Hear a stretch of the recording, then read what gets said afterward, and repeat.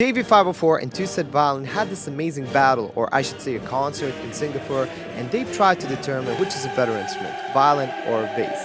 And I gotta say, I've been following these channels for years now, and they are amazing musicians, and they're also funny. They really know how to make an interesting video. But this concert blew out of proportion. It was so good. I really didn't expect it to be this amazing.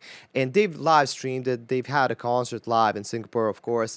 And I'm sure that they're going to release a couple of more live streams like reruns and stuff like that. I'm hoping that they will so everybody can see it. If not, I'm hoping that they will post the entire concert sometime on YouTube or even have us buy the whole concert because I would love to see it again. It was amazing. I watched the live stream and what can I say except, man, I wish I was there in person. Now, what I really loved about it that they've gamified the whole thing.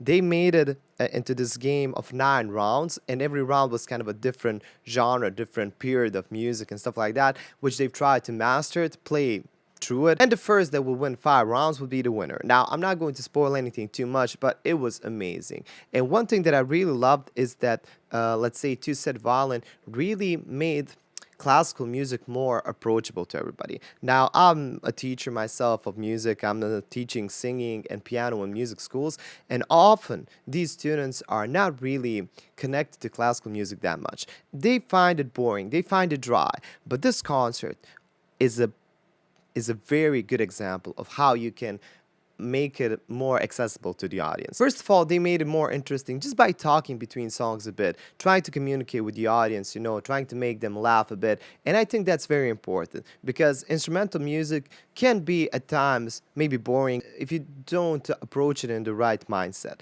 So it's not something that you are going to headbang to or stuff like that, although some classical music is really heavy and you can hear that in the concert as well.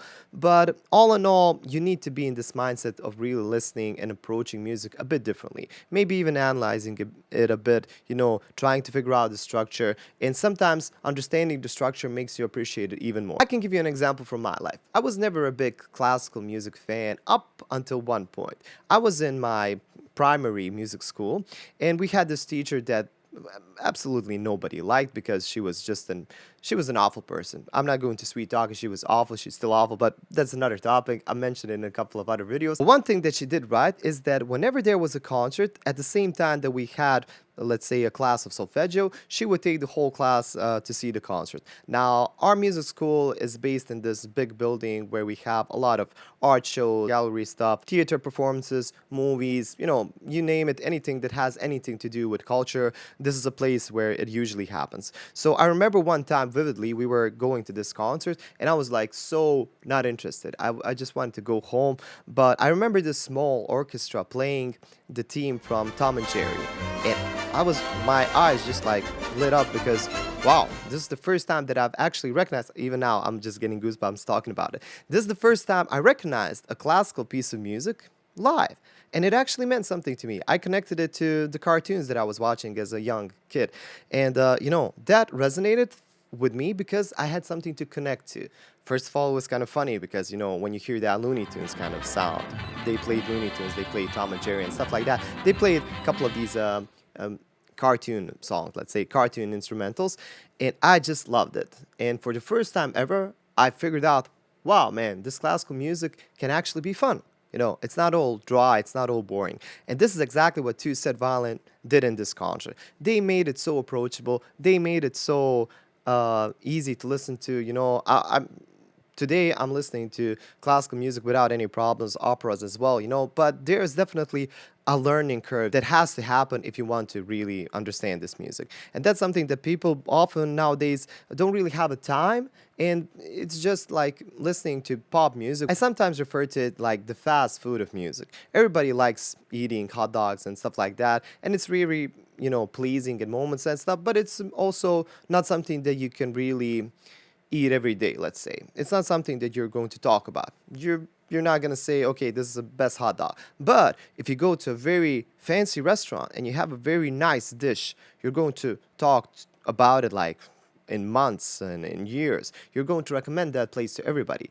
I don't think that that happens too much with fast food. So maybe a bit of a weird comparison, but I hope you understood what I wanted to say. And Davey also impressed me a lot because he was not only playing slap bass and meme music, he was actually playing classical music as well. And TwoSetViolin also played a lot of pop songs. So all of them brought their A game here, no doubt about it. And to be honest, I watched more of Davey's videos than I watched TwoSetViolin, but man, TwoSet are amazing instrumentalists, like amazing players. I knew that they were good, but I didn't know that they were this good. Davey is also a beast, and all in all, this was very fun because they made it into a gamified kind of experience, and they've also tried to save violin chant this whole time. And if you've been following their channels in the last 3 years, you know what I'm talking about. All of this kind of dramatic, battle between them and saving violin chan and just like making fun of each other.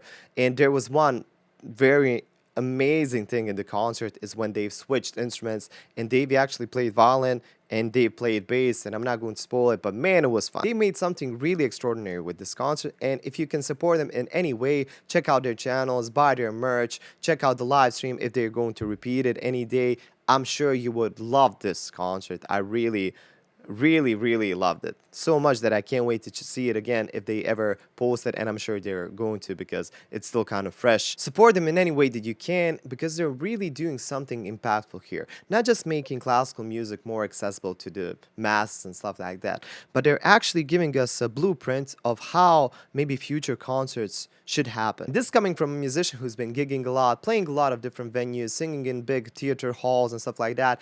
What I want to say is, in today's modern fast-paced world where everybody just wants to swipe and watch quick shorts and TikToks, not many people have a big attention span. So this concert is really kind of, it's